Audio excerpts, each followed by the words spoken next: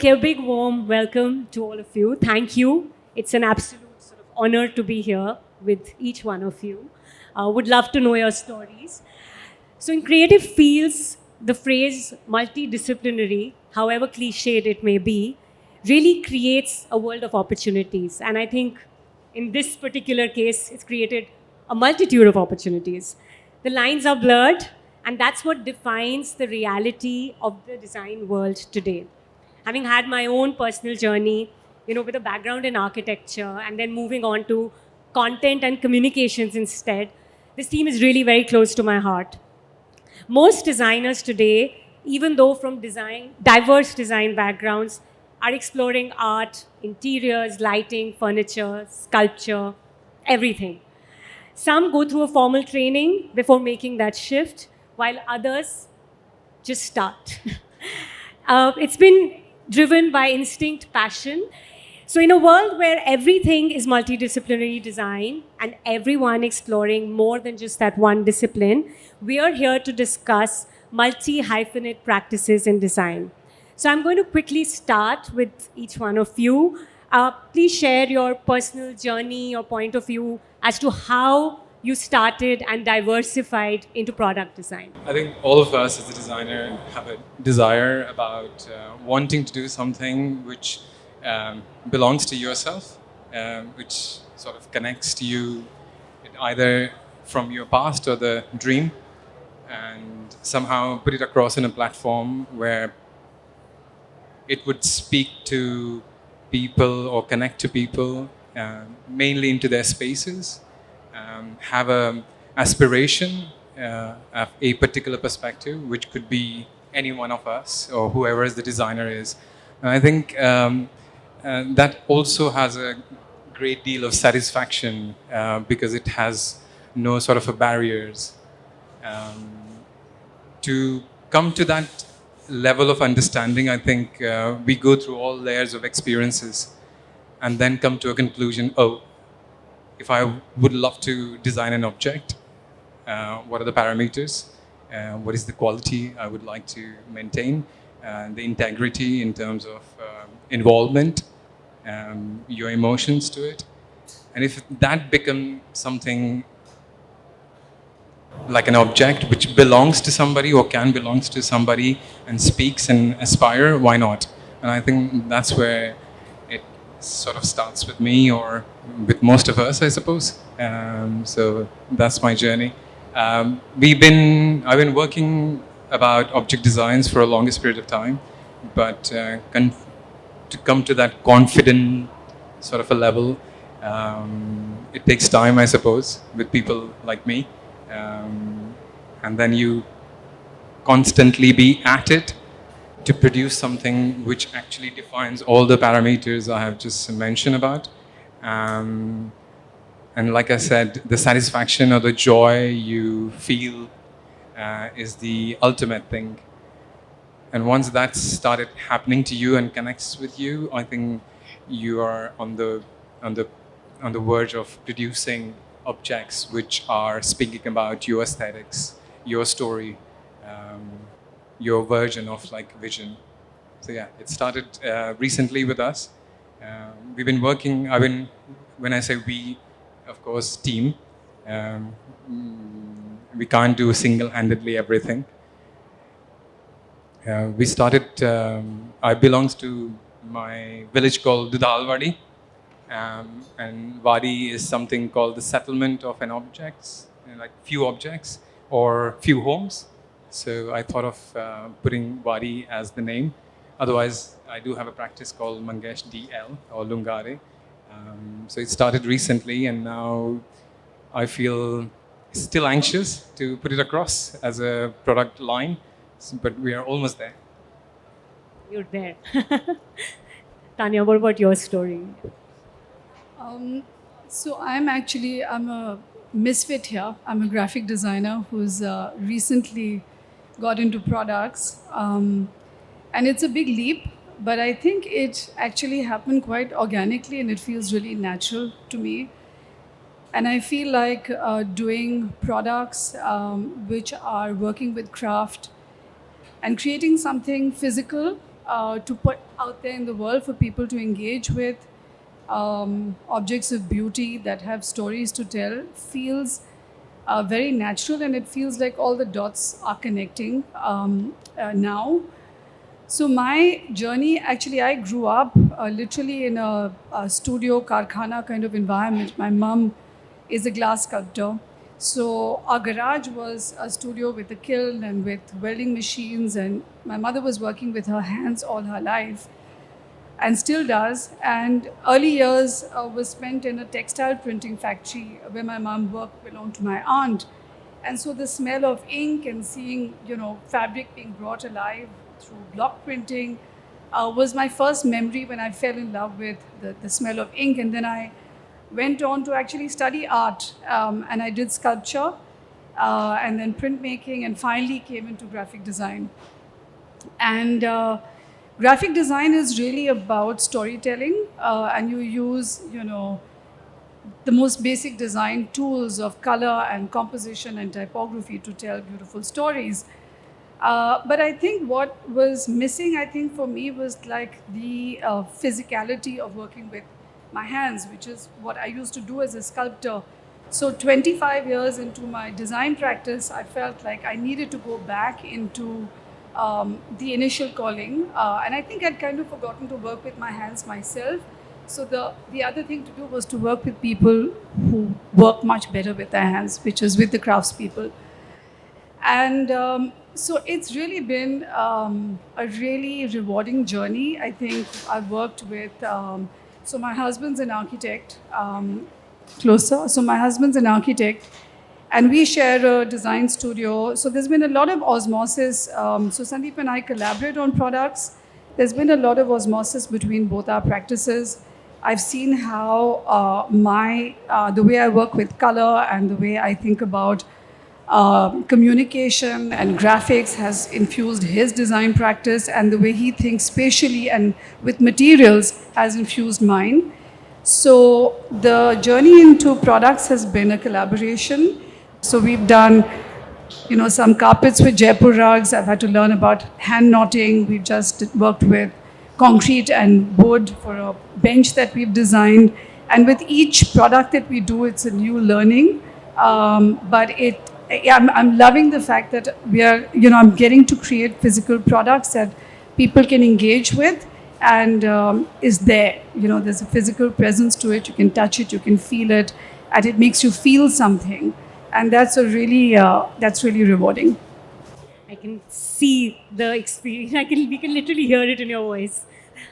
Saif, yes. I think it's on, yeah. It's on? Yeah. Hi. Hi. So my journey started probably, as a child, I was always interested in making things, I used to make this small miniature villages when I was in my grandfather's place, So that I think that's the start of it all, because it was always explorative for me. So then I got interested in automotive design, but back then there was not much in terms of automotive education in India. So I've been good at approaching mentors.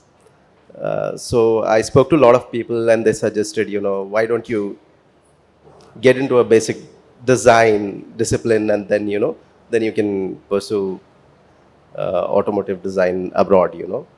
So that's how I got into architecture. But fortunately, there was this Formula Student project that was happening in the college, in the mechanical department. So I got to work on this race cars, where we used to design, build, and race the cars. So we participated 5 times in Australia, Italy, and Germany. So that gave me a lot of technical know-how during the academics itself. And I was quite fascinated by the Bauhaus design principles, where there was a beautiful blending of craft and design that used to come together. And there was high emphasis on making things. So that basically pushed me into industrial design, because that was one larger umbrella that could bring about everything, automotive design, architecture, furniture design, and anything that you call design. So that's how it started.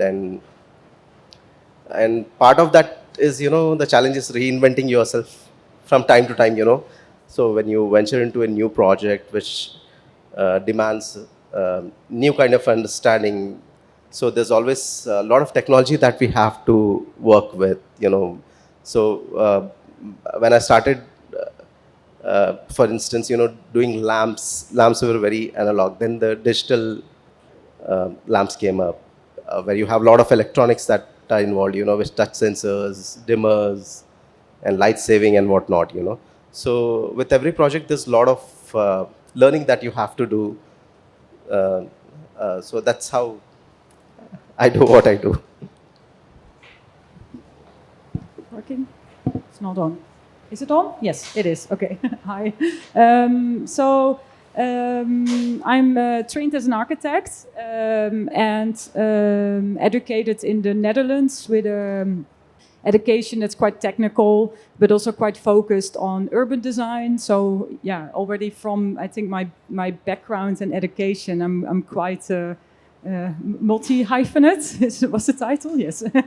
And I think in our work as architects, that's also that is also reflected in it. We're not only designing buildings, we also do urban design, sometimes a bit towards landscape, even up to interiors, which is also not necessarily my educational background or profession, but very linked, of course.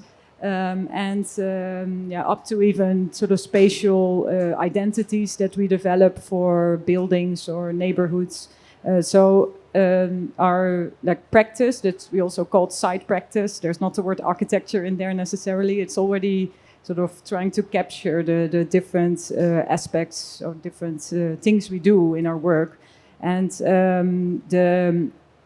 the interest and eventually also the setting up of Built Edition, our furniture brand, also very much comes from this sort of this joy of making that you also just mentioned, that I've also had since a child, I think, and it's very much I think that only got strengthened when I moved to India about 11 years ago, where it's raining a lot. When I suddenly was able to work in a way that's very different than you can work in Europe, also in architecture projects or interior projects, you can be much more involved in the buildings process and the making process, working with craftspeople, working with makers, and that's something that I had never seen in the Netherlands. It doesn't really exist there anymore, and I really enjoyed that, and that's very quickly also led to making products or lights for the architecture interior projects that I was working on. Before I started side practice, I was partner at Case Design, and we designed a small cafe for which we designed chairs. We're sitting on them actually, so that's nice, and it's also very nice. So very often it also comes just came from an architecture project where we just ended up designing everything, and then. When we started side practice, there was sort of already also that way of working just continued. And then last year we thought it makes sense for it to be a brand on its own, and then really try to also focus on working out more products and have share the joy of that. Thank you.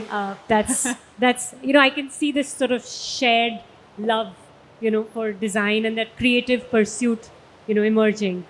So there's something about design education that actually encourages and pushes designers to diversify into other domains. There is, whether it's in Netherlands or in India, there is that push that design education sort of nudges you to try out other domains and other disciplines.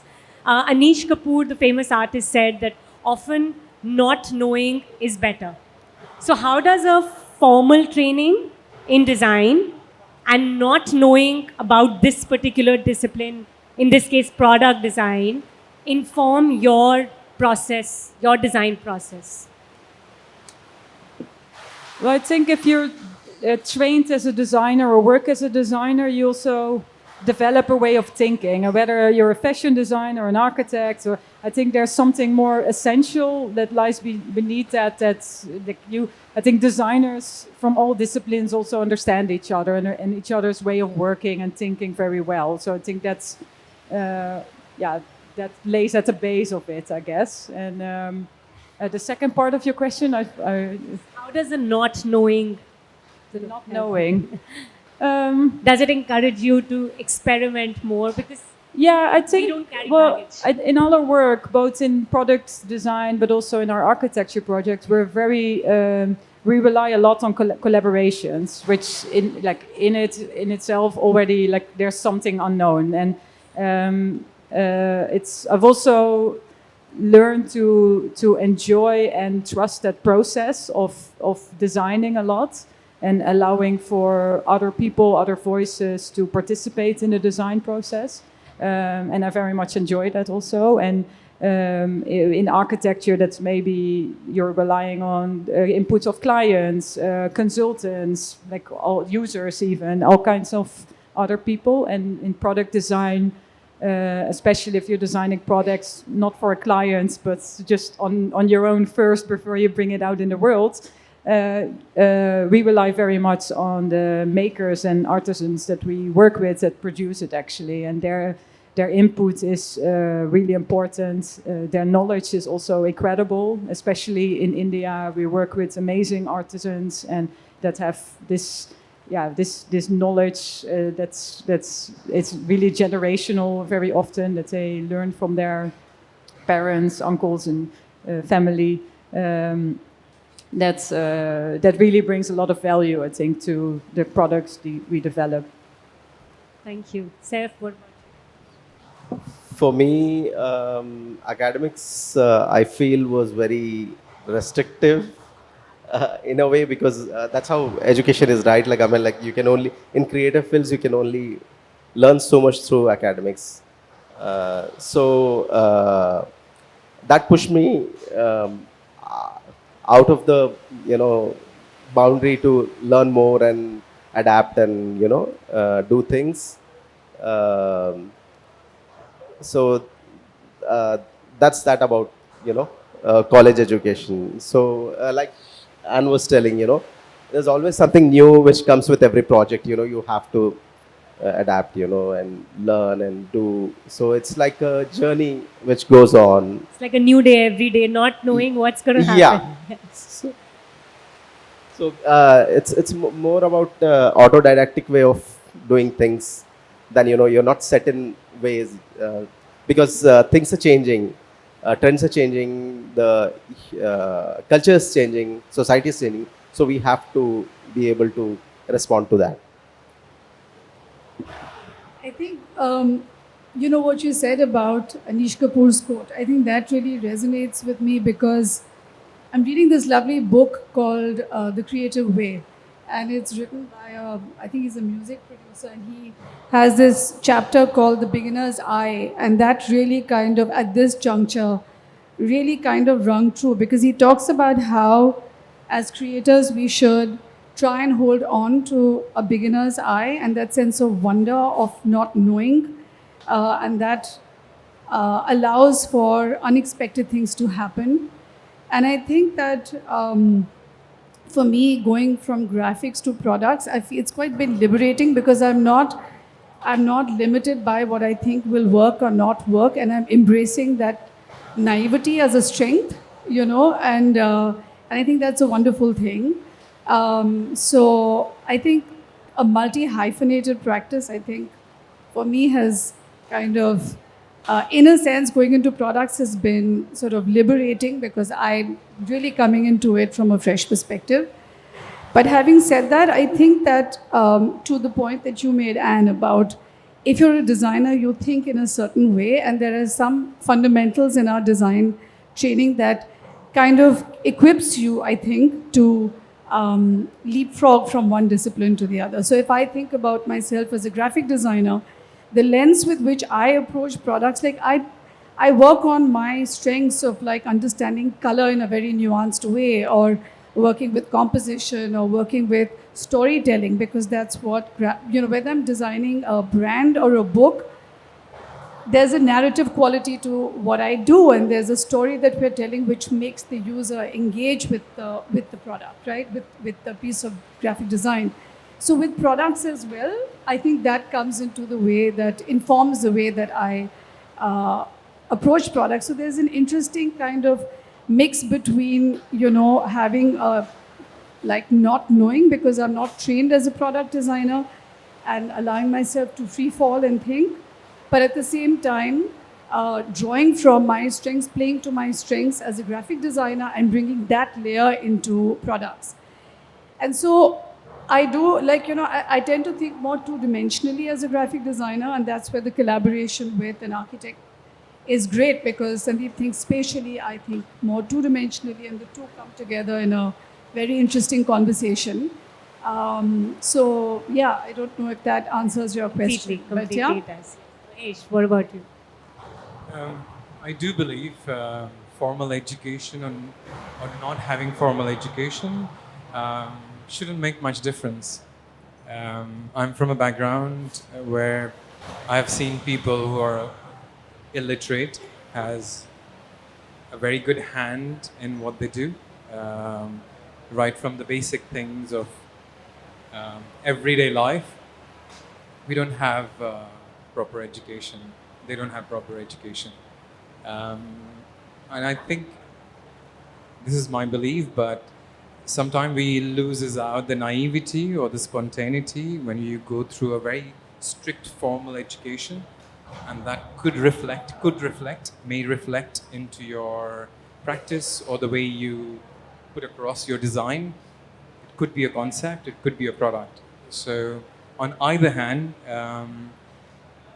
education can put you a little bit ahead of the game, understanding how the other parameters works, which not from that fraternity or not having education in that particular department or fraternity can put you a little bit behind. But I think it's all about connecting what you do and connecting to what you are working for.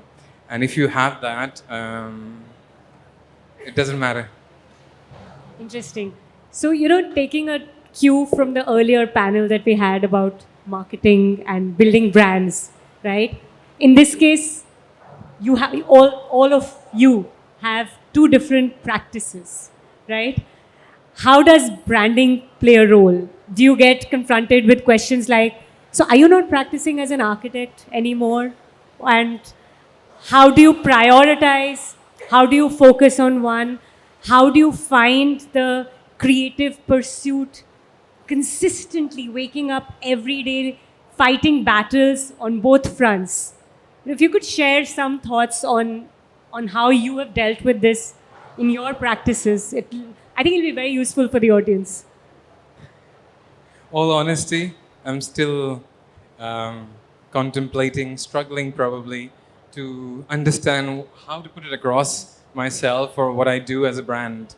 What is this imaginative thing about brand? So I'm still learning about it a great deal. Having to do two objective, yes. At this point of time, I am supporting one hobby depending on the others. So it's how do you choose which one is the hobby? Well, the product line is with full. I mean, that doesn't mean what I'm doing as an interior designer is not soulful. We always practice and maintain that the spaces should connect to us rather than they look just beautiful. Apart from that, though, because I think designing a product is quite a great investment. Apart from the time, your mind, but being an entrepreneur, there is a lot of pressure, and one has to have a balance because it can quickly demotivate you if you don't have a instant gratification or the scenarios which you can not been appreciated. I think you have to be very strong-minded to be at it, to motivate yourself inside and to motivate your team all the time. So it's not a very simple sort of adventure. You have to be at it. And obviously one supports the other and the other supports. Like once the object design works really well, that could reflect your personality through your own projects as well. So it's very give and take. And so I think they go hand in hand, but I think at the same time they support each other. It's a support system. Yeah. I think the creative pursuit feeds the hobby. Yeah. Tanya, what about you? It's a very interesting quandary actually, how to brand yourself as a designer. I think that between architecture and interior design and product design, there's a easier osmosis between the two, and there are a lot of sort of examples that we've seen today. I think for me as a graphic designer, going into products was a much bigger leap. And I think that the first, 2 decades of my practice was primarily graphic design and branding. So that is what I'm primarily known as. But I think that once you establish credibility and become really good at your design discipline, whatever it may be, as an architect or a graphic designer, I think it becomes easier, and I say this as a brand person, it becomes easier to segue into allied or parallel practices because you've established yourself as a worthy designer and really good at what you do. So when you go from, say, graphic design to product design, in my case, I think that it's been not that difficult. Also, I have to say that I have age on my side. When you've crossed 50, you really don't care that much about what people perceive, and you just do what feels right for you at that time. So I think that this journey into a different design profession now, while doing graphics as well, at this stage, I'm doing what feels really right at the gut and feels good to me. And so I just feel like I've spent 2 decades building the brand, and now this one will feed off that, And to what you said about how your interior architecture practice informs products, I think that's very much the case with the way I approach it as well. I think it's a symbiotic relationship between the two. Which is why I don't know how I do it, but I am living in 2 worlds at the same time, and I love it, So Which is the fun part of it. yeah, I love it. Yeah. So for me, branding has been a bit easier because industrial design actually encompasses everything. I look at architecture the same way I look at product design. My thesis was about circular economy and modular architecture and flexibility, because architecture is one field which wastes a lot of materials and the energy that's gone in, but no one questions it. We change the interiors, we change the building, but it's the materials are it just goes into the dump. So for me, architecture is just like product design. I believe at least it should be like product design. So like you say, like everyone's telling, they both feed off each other. So you have a lot of this feedback from product design that architecture can take. Obviously, when you do architecture, you're dealing with individual clients, and these are specialized projects. So product design is much easier that way because you have a lot of control over what you do.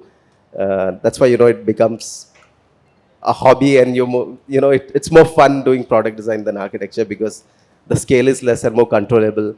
Architecture, no matter what you want to do, there's a client, there's a budget, the time, and yeah. So that's that. Well, for me, I think Build Editions is just one of the projects, many projects that I'm working on a daily basis. We have about, I think on average, about 10 projects in the studio, and Build Editions is one of it, and the furniture. And so in that sense, I think as an architect, you're always sort of going back and forth between different clients, different projects, and luckily I'm not doing it alone. I have a business partner and a team in India, a team in the Netherlands, and multiple collaborators that all help with that. Of course, that also helps. Otherwise, it would drive me crazy. And but what is nice, I think, about the built editions, the furniture that we design is, I think, also and you mentioned that as well a little bit. The timelines are much shorter. Like from a first idea to a sketch to a first prototype, it can happen in maybe a few weeks' time or even shorter. The biggest project we're currently working on is a 75,000 urban district, which all in all together will be a project of about 10 years, which can be quite like demotivating at times also. And then having like a little chair project in between just gives you also like this gratification and the results of your efforts. And that's also something like it's a nice balance, I think, between these. I think the fact that there are multiple stakeholders also helps you sort of dive deep into something else quite smoothly. It's a smooth, natural progression in that sense. Okay, so last question for all of you. I mean, it's lovely to see. Even Steve Jobs spoke about connecting the dots. So he spoke about how calligraphy informed the typeface of the Apple fonts, actually. So, I mean, and I think we can see that connecting the dots is what is breeding both your practices. So, a last final takeaway for our audience. There was one learning that you could share that you've experienced in managing both the design practices. Of course, one feeds into the other. But, as I think the audience, I'm sure there are many design professionals who are at the brim just thinking, should I do it? Should I not do it? So what would that one learning be that you'd share with the audience? Well, I think everything that we're doing in our work there's a sort of overarching idea with it, or the sort of belief what I stand for, and I think like that's in the furniture, that's in the architecture, that's in all the other projects as well. And that's, I think, the learning is maybe to stick with that and to be consistent with that and to not deviate from it. And I think the other learning is also be patient. And I thought, like, because I just mentioned, from a first sketch to a first prototype, it can be very short, but I've also learned that it can also be very long. Because in product design, you can really be very nitty-gritty about every detail and every millimeter that is then suddenly very important. I think just to trust what you believe in, what you've started, and stick with it. I think then you will also see the results of that work and that effort. For me, I think it's essentialism. It's about being relevant in whatever you do, be it architecture, product design, or automotive design, because designers do create culture. Design does create culture, and culture creates design. So there's a loop. So we have to respect that. So in today's field, where we put our name to everything, there is a danger of our narcissistic personalities showing up in design. That's a big challenge to control. That's I feel. So I stick to essentialism. So I'm like taking myself away from whatever I do. So that's a challenge. I think for me, one of the big learnings actually in this process of multi-hyphenating my practice, one was taking the leap. Ideas come from magical places. You don't know when it's going to hit. And so be open to the ideas, recognizing them when you see them. Take notes, write them down. You never know when it's going to come to use. And then follow your gut. And when you see those threads, follow it, because you don't know where it's going to lead to. It may work, it may not work, but you've got to take that chance. So that's one big learning. to be open to seeing the ideas when they strike. And the other big learning has been I think the risk with the multi-hyphenated practice is to skim the surface and try to do too many things. And I think that what's been very important for me has been to acknowledge how little I know, and then really get into the depths of understanding whichever craft I'm working with. I've had, met some really generous people who've shared their knowledge with me. And that's enabled me to be able to take that leap and get into a different space, whether it's hand-knotted carpets or whether it's wood carving. I don't know any of it. And I acknowledge that. So I think to acknowledge what you don't know and to ask for help, because people are there to share knowledge, and then really get into the depths of it. Otherwise, I feel like you're just skimming the surface. So I think these would be my two learnings. Thank you. Super useful. Mahesh, yes. In terms of advice, I advise myself every day, literally. There's a learning curve every day as well. But I think one thing comes to my mind is don't look at what other people are doing. Don't look at the trends. If you really want to be true to yourself and true to what you produce, stick around, identify if it belongs to you, and then put it across, because it can be easily demotivating you by looking at others that, oh, mine is not standing out, mine will not work, and it'll be a very mental thing, unnecessary. So keep a blind eye and then start from zero and make it to the hero. Wonderful. Start last words. Yes, To please. add a bit to that, so like Tanya was telling, there's this intuition that we have as a strength that we have cultivated through our journey. That's something which we can't, deny, because like you were telling about carpets, new clients, new disciplines in working, we don't know, but that's, I think the intuition helps us get to that point, in the journey. Follow your gut. Absolutely. I think thank you. This has been very, very useful. We may have room for one question if anybody wants to ask. Okay, I think the takeaways are already great. Thank you. I think the takeaways are already there. Thank you so much. This was super interesting. Thank you.